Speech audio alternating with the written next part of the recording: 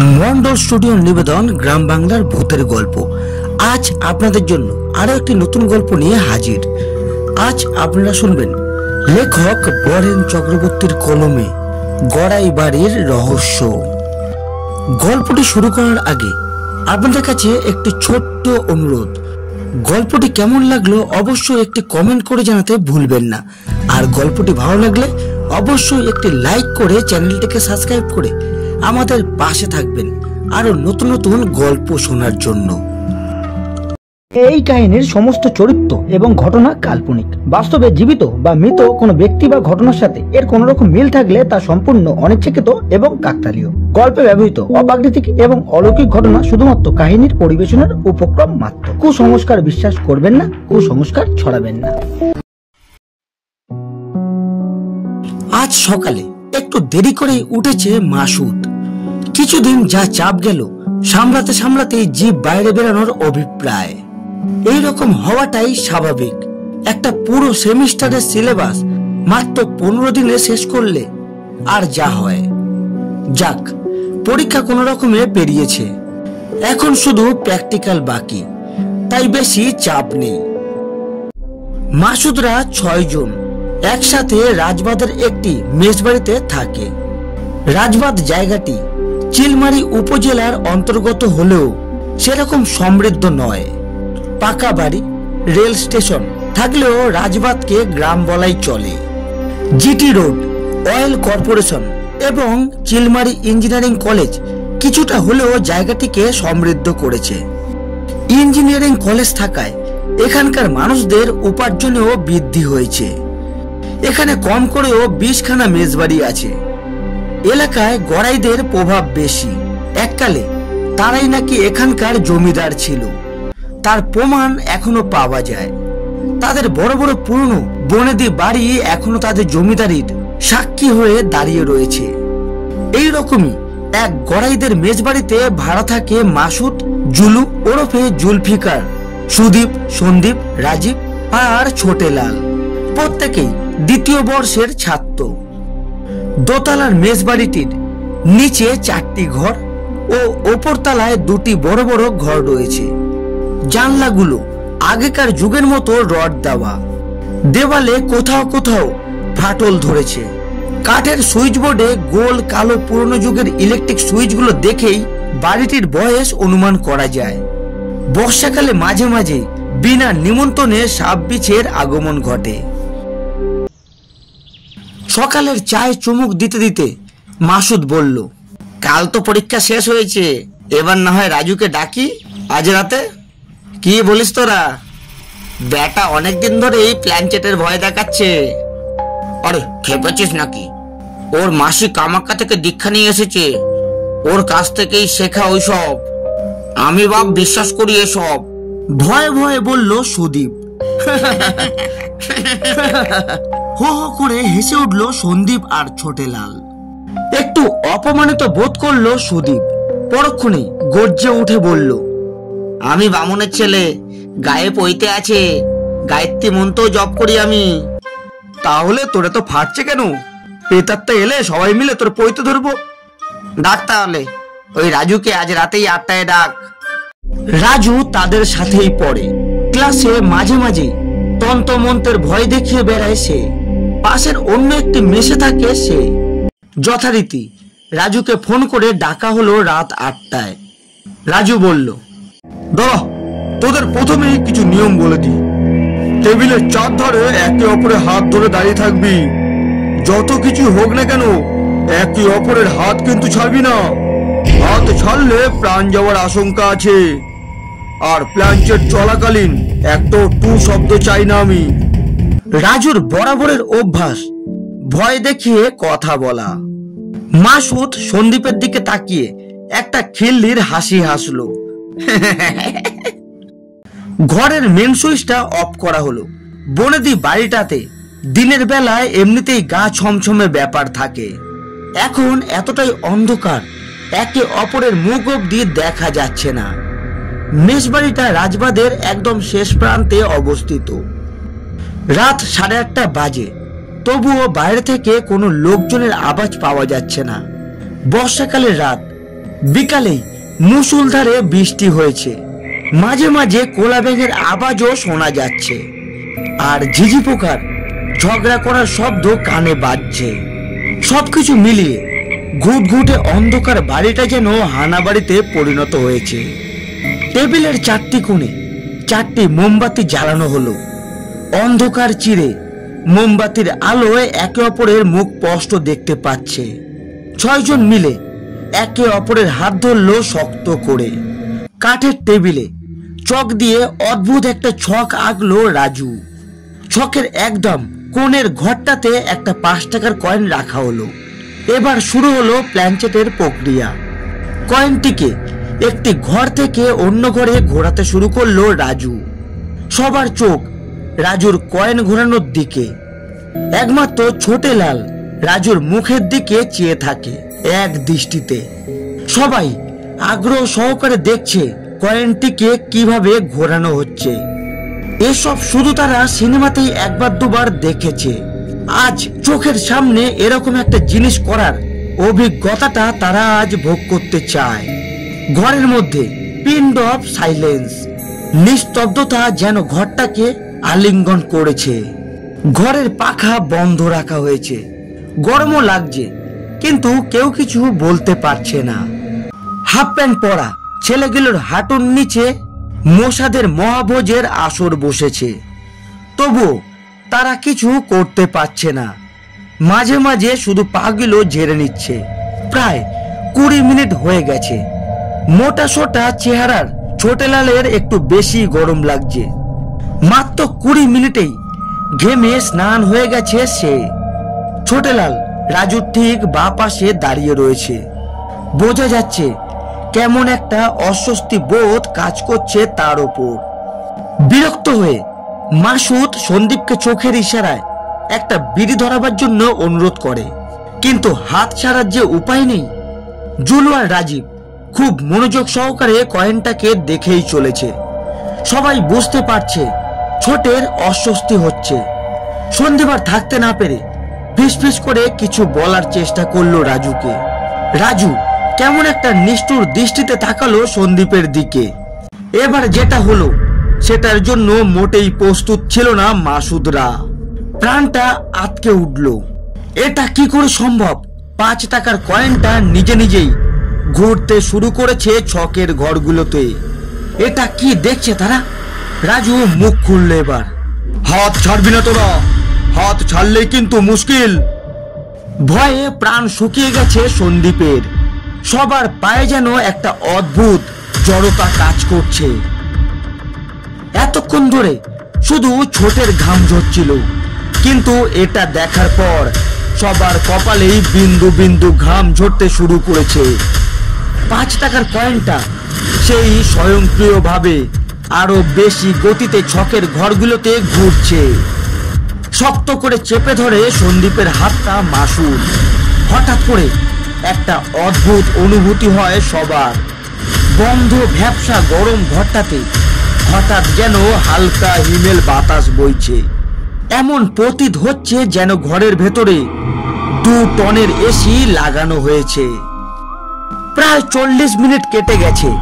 হঠাৎ করে কয়েনটা ঘুরতে ঘুরতে নিজে থেকেই ছকের একটা ঘরে গিয়ে থেমে গেল। এবার সবার দৃষ্টি শুধু কয়েনটার দিকে। এদিকে সুদীপ ফিস ফিস করে গায়ত্রী মন্ত্র জপ করেই চলেছে। ওং এক সময় সবাই লক্ষ্য করে ছোটেলাল মাথাটা নিচু করে দাঁড়িয়ে আছে। কেউ তার চেহারাটা দেখতে পাচ্ছে না। রাজু এক দৃষ্টিতে সমানে ওর দিকে তাকিয়ে রইল। ছোটেলাল এবার মাথাটা ওপর দিকে তুলল। ঠিক ওর বিপরীত দিকে সুদীপ দাঁড়িয়েছিল। মোমবাতির আলোতে স্পষ্ট দেখা যাচ্ছে তার মুখটা। ছোটেলালের দিকে এবার তাকিয়ে সুদীপ খুব জোরে জোরে নিঃশ্বাস নিতে লাগলো।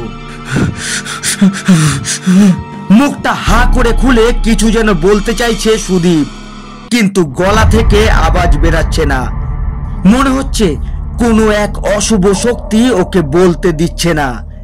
এরপর সবাই যখন ছোটের দিকে তাকালো, দেখলো ছোটের অদ্ভুত এক চেহারা, চোখগুলো যেন জ্বলন্ত কয়লার মতো জ্বলছে। নাক থেকে জোরে জোরে ফসফস করে নিঃশ্বাসের শব্দ শোনা যাচ্ছে।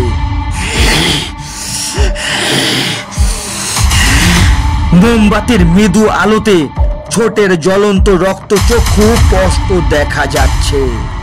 এবার রোবটের মতো মুখটা ঘোরায় রাজুর দিকে।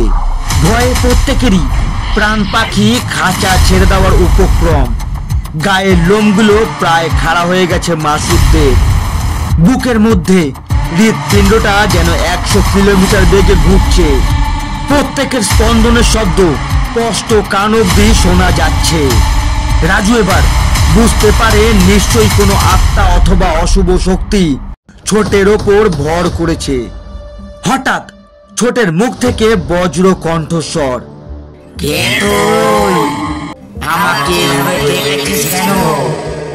শোনা মাত্রই সুদীপ অজ্ঞান হয়ে ঢলে পড়ে রাজীবের গায়ে। অদ্ভুত ব্যাপার, পুরুষ মহিলা মিশ্রিত ভারী কণ্ঠের আওয়াজ কি করে সম্ভব? হিন্দিভাষী ছোটেলাল কিভাবে এত স্পষ্ট বাংলা বলতে পারছে? সবার চোখ এবার মাথার ওপরে। সাহসী রাজু ছোটের চোখে চোখ রেখে দৃঢ় কণ্ঠে জিজ্ঞাসা করলো, আমি রাজু বটব্যাল, এরা সবাই আমার বন্ধু। তোমার ব্যাপারে আমরা সবাই জানতে চাই। কে তুমি? কোথা থেকে এসেছো? এবার গলার আওয়াজটা যেন আরো ভারী হয়ে যায় ছোটের।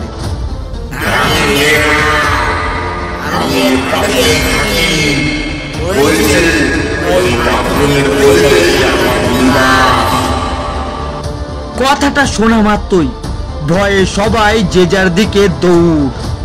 ছোটেলাল পড়ে রইল মেঝের ওপর। সুদীপকে কোন রকমের টেনে রুম থেকে বের করে সোজা বাইরের দিকে দৌড় মারলো জুলফিকার। রাজু চেঁচাতে থাকে, তোরা হাত ছাড়লি কেন? বিরাট বড় মুশকিল হবে। হুড়োহুড়ি দৌড়াদৌড়িতে মোমবাতিগুলো নিভে যায়। রাজু নিজেও ভয়ে ওই ঘর থেকে বেরিয়ে আসে দৌড়ে। ওই ঘরে শুধু পড়ে রইল ছোটেলাল একাই। তখন প্রায় রাত 10টা। বাইরে এবার হালকা বৃষ্টি শুরু হয়েছে। আকাশটা মাঝে মাঝে ফ্ল্যাশ লাইটের আলোয় ঝলকানি দিচ্ছে। এর মধ্যেই পাড়ার লোডশেডিংও হয়েছে। মেসের ছেলেগুলোর চেঁচামেচিতে পাড়ার লোকজন জমা হয়েছে। বাড়ির মালিক সরোজ গড়াই উপস্থিত হয়েছেন ছাতা হাতে। এসেই 4টি গালিগালাজ মাসুদদের দিল। পাড়ার লোকজন মিলে দৌড়ে গিয়ে ছোটেলালকে বাইরে বের করে নিয়ে তার মুখে চোখে জল দিয়ে তার জ্ঞান ফেরালো। সরোজবাবু কিছুতেই বিশ্বাস করতে চাইছেন না ঘটনার ব্যাপারে। উল্টে সন্দীপদের নেশাখোর ছেলে বলে গালমন্দ করলেন। এমনকি পাড়ার লোকজনও কিছুতেই বিশ্বাস করতে চাইল না তাদের কথা। ওই বাড়ি লাগোয়া একটি ঝুপড়ি ভাতের হোটেলের মালিক সুকুদার চেহারায় একটু অন্যরকম ভয়ের ছাপ দেখা গেল। সরোজবাবু অভয় দিয়ে চলে গেলেন। ওনার কথায় এই বাড়িতে আগেও ভাড়াটিয়ারা থেকেছে, কিন্তু কখনো কিছু হয়নি এসব। পরিস্থিতি একটু হালকা হওয়ায় মাসুদরা একটু স্বস্তির নিঃশ্বাস নিল। সুকুদাকে নিয়ে সবাই এবার বাড়ির ভেতর গেল। সুকুদার হাবভাব দেখেই ওরা বুঝতে পেরেছিল যে সুকুদা ওদের কিছু বলতে চায়। সবাই একটা ঘরের ভেতর বসলো। সাময়িকভাবে পরিবেশটা হালকা হলেও ভয় কিন্তু এখনো যায়নি। একটা বিছানাতেই রাজু সহিত 7 জন গুটি সুটি ভাবে বসলো। পাশে রাখা একটা প্লাস্টিকের টুলের ওপর সুকুদার স্থান হলো। ছোটের ঘোর কিন্তু এখনো কাটেনি। চোখগুলো বড় বড় করে এখনো যেন কিছু ভেবে চলেছে। সুদীপের শরীরটাও ভালো লাগছে না। মাথা চুলকাতে চুলকাতে রাজু বলল, তোরা সব থেকে বড় ভুল করেছিস। একে অপরের হাত ছাড়া উচিত হয়নি তোদের। আমি লাইফে 7-8 বার প্ল্যানচেট করেছি, কিন্তু এরকম কষ্ট হয়নি কোনোবার। নিশ্চয়ই এটা কোনো অশুভ শক্তি। আবার ওই আত্মা ফিরে আসবে। আমাদেরকে ভোর 4টে অবধি সাবধানে থাকতে হবে। অনেকক্ষণ ধরেই শুকুদা কিছু বলতে চাইছিল, এবারও মুখ খোলার সুযোগ পেল। আমি প্রায় 10 বছর ধরে হোটেল করছি। প্রথম বাড়িঘরের ব্যবস্থা না থাকায় আমরা কয়েকজন ওই ঝুপড়ি হোটেলেই ঘুমাতাম। রাতের বেলায় কিছু খটখট শব্দ পেতাম, ভাবি হয়তো কোনো ছুঁচো অথবা বিড়াল রয়েছে। একদিন বাসন কোসনের ঝনঝন শব্দে আমার ঘুম ভেঙে যায় মাঝরাতে। শুয়ে দেখি তোমাদের ওই বাড়ির বাথরুমের জানলা দিয়ে একটা লম্বা 7-8 ফুট মোটা কালো পাইপের মতো কিছু একটা নিজে থেকে বেয়ে চলেছে। প্রথমে ভাবলাম চোট্টর আছে, কিন্তু হঠাৎ টর্চ মেরে দেখি সেটা পাইপ নয়, একটা লম্বা হাত তোমাদের ওই জানলা থেকে বেরিয়ে আমার হোটেলের দিকে বাড়ছে নিজে থেকেই। মুহূর্তের মধ্যেই হাতটা অদৃশ্য হয়ে যায়। পরের দিন পুরোহিত ডেকে হোটেলে পুজো করাই। তারপর থেকে এরকম কোনো কিছু দর্শন পাইনি। সুকুমারদার গল্পটা শোনার পর সবার মুখ হা হয়ে যায়। সুদীপ আর জুলুর খুব জোরে টয়লেট পাওয়ার সত্ত্বেও চেপে ধরে বসে থাকে। কথাটা রাজু এবার একটু নরম হয়েই বলল, হ্যাঁ রে, এটা সত্যি একটা অশুভ শক্তি। আমার প্ল্যান চেট করা ঠিক হয়নি এ বাড়িতে। খুব জলদি তোরা এ বাড়ি ছেড়ে দিস। হ্যাঁ, আমরা খালি এ বাড়ি ছেড়ে দেবো। শুনেছি তো সুজিতদার মেসে একটা ফ্লোর ফাঁকা আছে, ওখানেই সেভ করবো কাল। আজ রাতটা কোন রকমে কাটাই। একটা বিড়ি মুখে নিয়ে ঘুটঘুটে অন্ধকার ঘরটাতে লাইটারটা জ্বালায় সন্দীপ। লাইটারের হালকা আলোতে ঘরের দরজার বাইরে যা দেখতে পেল তার বর্ণনা করা সম্ভব নয়। স্ট্রেট চুলের একটা কুচকুচে কালো মেয়ে দরজাতে দাঁড়িয়ে রয়েছে। উচ্চতা প্রায় 5 ফুটের মতো, কিন্তু সব থেকে ভয়ঙ্কর জিনিস সেটা হলো তার চোখগুলো। একদম কোনো পশুর মতো চোখ। গরুর যেমন চোখ হয় ঠিক তেমনই চোখ তার। মনিটা পুরো কালো, কোনো সাদা অংশ নেই চোখে। ভয়ে দম বন্ধ হওয়ার মতো অবস্থা সবার। সুকুদা তো চেয়ার থেকে পড়ে গিয়ে এক লাফে পৌঁছে যায় বিছানাতে। সবাই একসাথে চেঁচালো। চোখের সামনে এরকম অদ্ভুত ভয়ঙ্কর জিনিস দেখতে পেয়ে চেঁচানো সত্ত্বেও কণ্ঠ থেকে আওয়াজ বেরোচ্ছে না কারোর। মুহূর্তের মধ্যেই অদৃশ্য হয়ে যায় সেটি। এটা কি দেখলো তারা? ভয়ে 2-3 জন প্রায় কেঁদেই ফেললো। বাইরে মুষলধারে বৃষ্টি আরম্ভ হয়েছে। ঝোড়ো হাওয়া কাঠের বন্ধ জানলাতে একবার করে দস্তক দিয়ে যাচ্ছে। সাহসী রাজু একবার ঘরের চারদিকে তাকিয়ে নিল। বিছানা থেকে নেমে মেঝেতে এসে দাঁড়ালো সে। তুই আর কিছু করিস না ভাই, জানি না প্রাণে বাঁচবো কিনা। কোনো উত্তর নেই রাজুর, শুধু এক দৃষ্টিতে স্থির হয়ে থাকা সিলিং ফ্যানের দিকে তাকিয়ে রইল। এবার যে খেলা শুরু হলো তার জন্য কেউ প্রস্তুত ছিল না। রুমের মধ্যে 2খানা কম্পিউটার ছিল।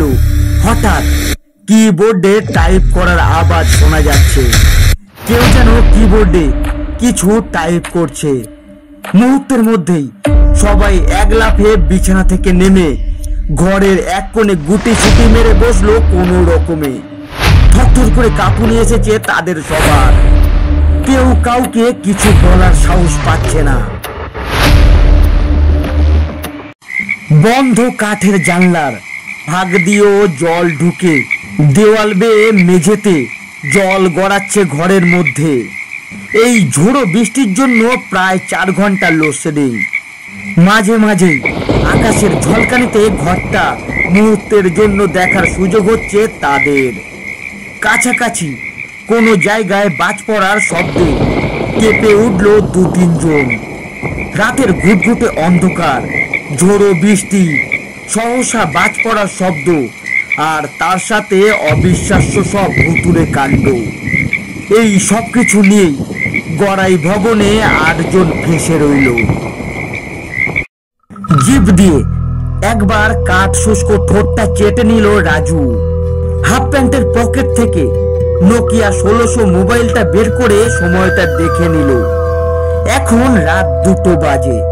আরো 2 ঘন্টা সাবধানে থাকতে হবে তাদের। গায়ের পৈতাটা বের করে খুব জোরে জোরে গায়ত্রী মন্ত্র জপ করতে থাকে রাজীব। ওম ভূর্ভুবস্সুঃ তস্সবিতুর্বরেণ্যং ভর্গো দেবস্য ধীমহি ধিয়ো যো নঃ প্রচোদয়াৎ। ওম ভূর্ভুবস্সুঃ তস্সবিতুর্বরেণ্যং ভর্গো দেবস্য ধীমহি ধিয়ো যো নঃ প্রচোদয়াৎ। ওম ভূর্ভুবস্সুঃ তস্সবিতুর্বরেণ্যং ভর্গো দেবস্য ধীমহি ধিয়ো যো নঃ প্রচোদয়াৎ। অন্ধকার ঘরে চশমাটা কোথায় যেন পড়ে গেছে তার। এবার ঘরের মধ্যে হঠাৎ কটকট শব্দ হচ্ছে। পকেট থেকে সাহস করে লাইটারটা বের করে জ্বালিয়ে দেখলো সন্দীপ।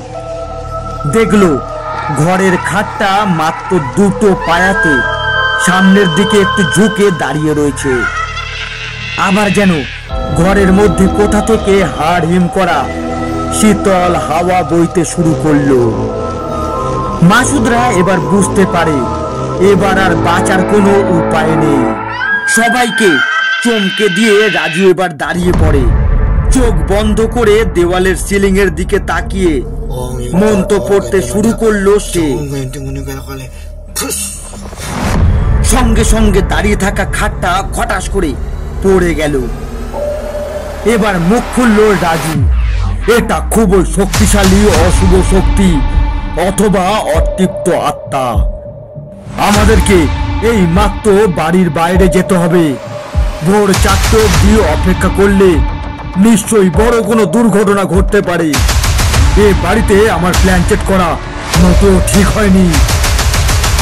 কথাটা বলা মাত্রই সবাই মুহূর্তের মধ্যে সাহস করে বেরিয়ে গেল ঘরের বাইরে। আর পড়ে থাকলো সবার প্রত্যেকটা জিনিসপত্র।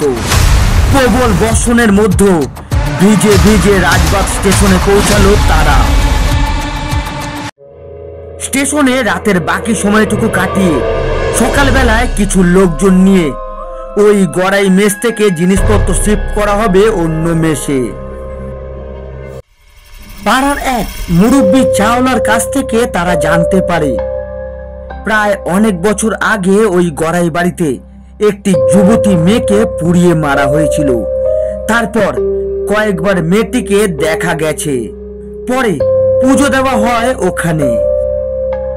ওই গড়াই বাড়ির ঘটনার পর রাজু বটব্যাল আর প্ল্যান চেট করার সাহস পায়নি।